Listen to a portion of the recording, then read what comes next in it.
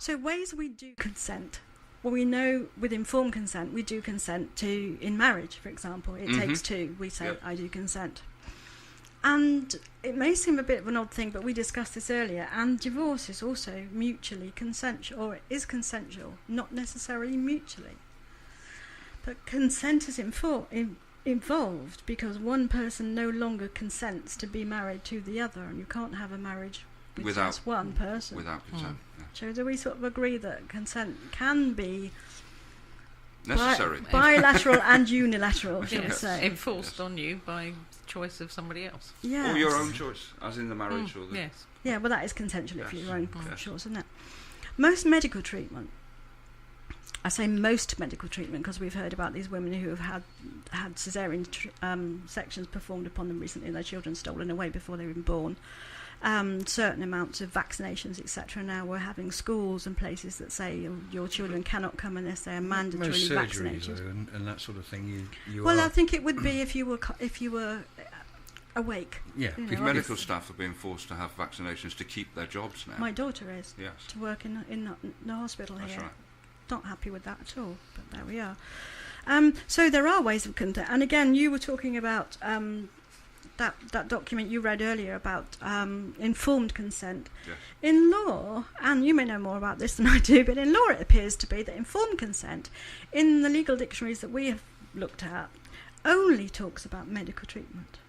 Informed consent. It doesn't appear to apply in legal dictionaries in any other sphere whatsoever. That we can find, not saying it doesn't. That's probably right off the top of my head, because...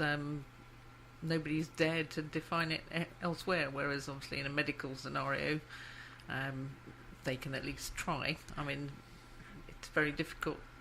There have been instances of people suggesting that babies should be injected in a certain way, somebody writing a report and saying no, that's all wrong, that's not good for them, and then somebody coming back and saying no, actually the first version was right. So even there you have what is the information and who's giving it. I think that depends on who's paying for the reports to come out, quite honestly. And also there's legislation here now, I can't think of the name of it, there is the something act, you get money, there is a legislation that says here is money for compensation for vaccine damage act. Yes, I'm paraphrasing here. So it's acknowledged that vaccines do damage because there is legislation here set up primarily for compensation for it. Presumably, if you can prove the connection. Yeah, there was a girl about 2 days ago, wasn't there? Got a good number of £1 million for it because it destroyed her. Just destroyed her, this young girl. Yes, so, indeed. Yeah, it's very difficult to prove though, because you're up against big multinational drugs companies. Big money. So again, how can this be law if it's forced upon us by corporations, for example? How can we this always comes into all the discussions and the different topics that we have. We always come down to this little nitty gritty. What is law if it isn't force? I'm just looking at, for my own personal interest, international law, and of course with international law it's people voluntarily subscribe to it because there isn't really a means of enforcement. There's the ultimate means of enforcement in which you go to war, but NATO, for example, in the Russian situation, we don't want to threaten to bomb Mr. Putin because he's big and he's got lots of weapons. It really would be rather foolish, wouldn't it, and rather arrogant. But then we tag along with America. Yes, and they're bigger than us. He wanders into Crimea and says, they've had a referendum, they've chosen to come with us. We don't know the true situation.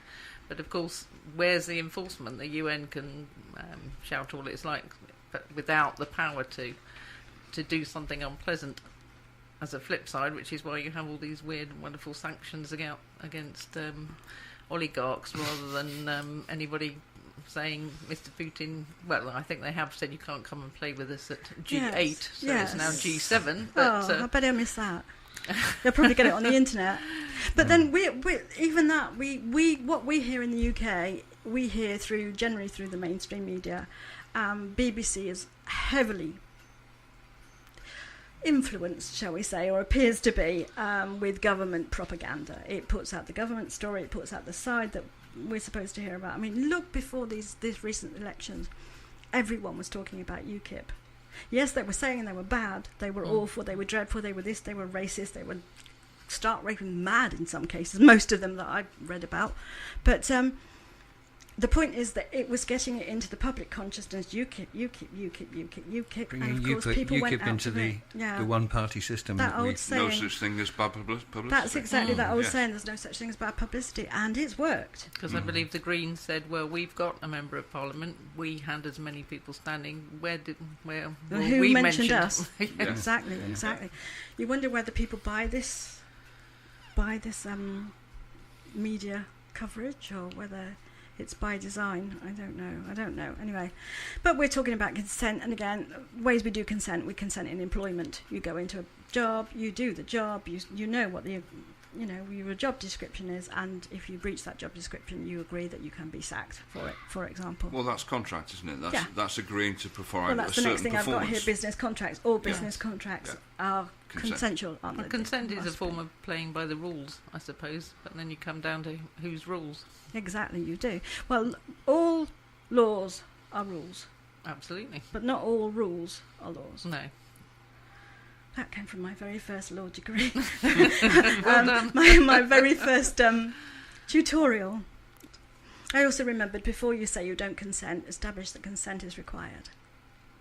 Yeah. That was quite difficult for me to get into my head, but now I bore people silly always saying that, because I think it's correct. So perhaps today we can establish if consent is required. So there are ways we don't consent. Well, force and the violent use of force. Fear or threat. Coercion. Coercion is what's that called? It's a something. There's a particular term for coercion. I think Max has got that, haven't you? Intimidation of a victim to compel the individual to do some act against his or her will by the use of psychological pressure, physical force, or threats.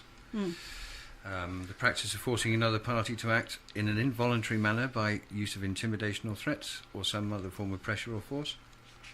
These actions can include, but are not limited to, especially, as we've got a lawyer in the room, we like the word include, extortion, blackmail, torture, and threats to induce favours. In law, coercion is codified as a duress crime.